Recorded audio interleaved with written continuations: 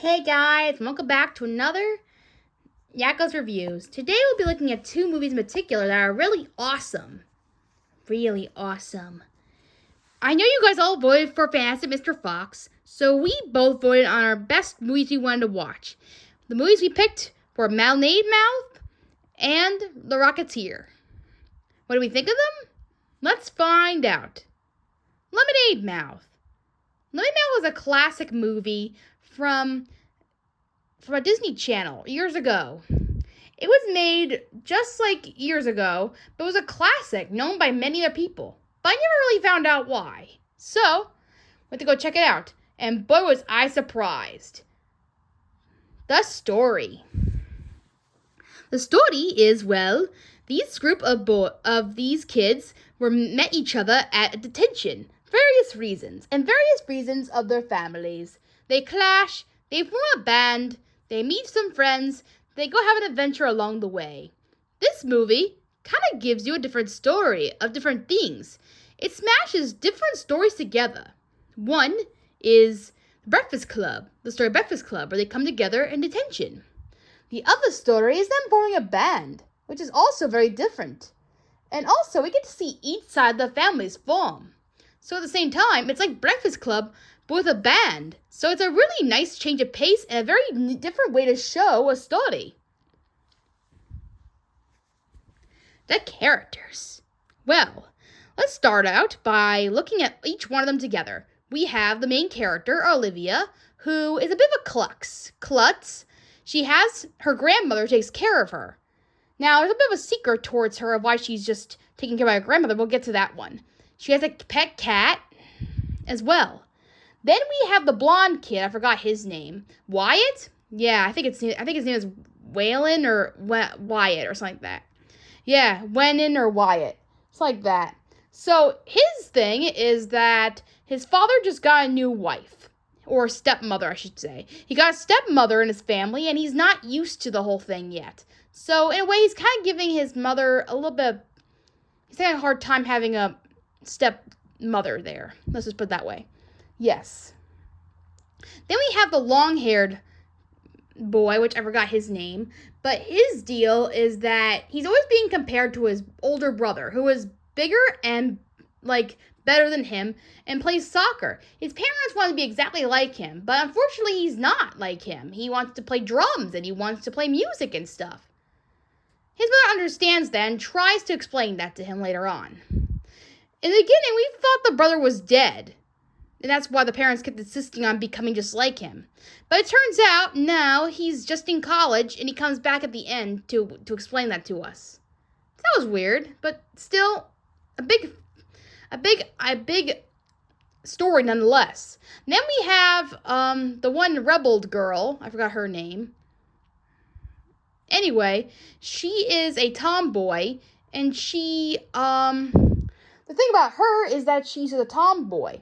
So she tries to stick up for her rights and be out there for people, even when it's not the right thing to do. She's a new girl in town, and she is just learning the ropes in the world. But her mother doesn't want her to stick up for herself all the time. She's always getting into trouble and doing whatever. But then she realizes she's a lot like her, and that's what happens. She runs up a rally, and she's a rebel of some kind. Then we have one girl who is like a mommy's girl. A daddy's girl, you mean? Yeah, a daddy's girl. She's like a daddy's girl, but she isn't. Her dad wants her to be the perfect daughter that he wants her to be. But instead, she decides to change her looks and make her look like a pretty girl. She wants to be herself, despite her dad's judgment. So all these kids come together to make one big story, and I can tell you, all these characters work very well together. As a band and as characters coming together. I like that they learn each one. In Breakfast Club, you don't get to learn much about these characters or who they are until later on in the story. This, you know them right then and center, which is really cool in a way. It's a very good origin story.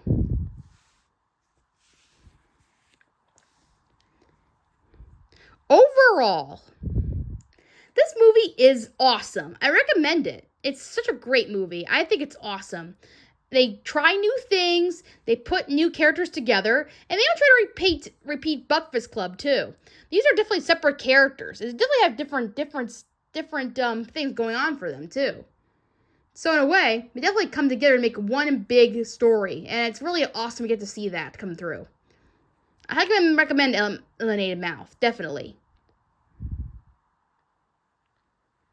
Anyway, moving on. Let's talk about The Rocketeer. The story. The Rocketeer is a little more interesting than the Lemonade Mouth. For Rocketeer is such a much older Disney movie.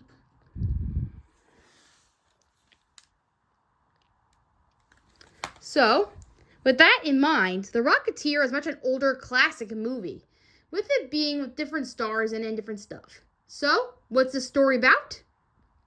The story. The story is the young man finds an old rocket pack from an old plane along with his old, I'm gonna say father? We don't really know. An old friend or an old father or just an old friend of his. Yeah, an old friend of his. They find a jetpack, and it works here and there. It turns into a jetpack that he uses to become a superhero with. Saving the day one day makes him a big giant star on the newspaper, going all around places, and him becoming a big hero, known as the Rocketeer. So, later on, this causes some effects to the Nazi spies who are disguised as people, not knowing that they are, well, Nazis. The Nazis try to pursue the rocket and take them as their own. Take ownership, while the Rocketeer is not having it. This is the story, and with that in mind, the Rocketeer, or Cliff, is his real name. He also has a girlfriend in the story, which gets interfered in the final act, and she is played by none other than the girl from Labyrinth. Yeah, I mentioned that she's the star of this one. Also, in Malay Mouth, we have the girl from Good Luck Charlie, who plays Olivia. We also have the one boy from So Random as well. Anyway, back to the Rocketeer. That's the story so far. I think it's a really good story. It's a little bit hard to follow in the beginning, but once you get the hang of it, you get the hang of it. The effects in action. The effects in action are really awesome here. I mean, really awesome here. There is nothing not to say about this movie. It's like a Marvel or superhero movie. Everything that happens is quick-paced and a lot of fun to watch. Every time something happened, it was definitely surprising to see. So I gotta tell you, the action was definitely non-stop here. The characters. The characters are really great here too. We got Cliff, who is a young sporting soldier who knows a lot of friends over the years too. He knows a lot of people from the soldier, a lot of Air Force. So you could say he's a lot like Captain America, but here he knows a lot of people. He's a lot of friends and girlfriend compared to Captain America, who kind of had to learn all these things along the way. It made it seem like more like Cliff is a more interesting character. He has more stuff to do. He's more social. Unlike Captain America, who's kind of shy and doesn't really know much people. You know, he's kind of a lonely guy when you think about it. But anyway, compared to him, Cliff is a very more interesting character. He has friends. He has an old friend that he hangs out with most of the time. He's a inventor, and so he fixes things up for him, make the rocket look nice, and gives him a helmet to wear.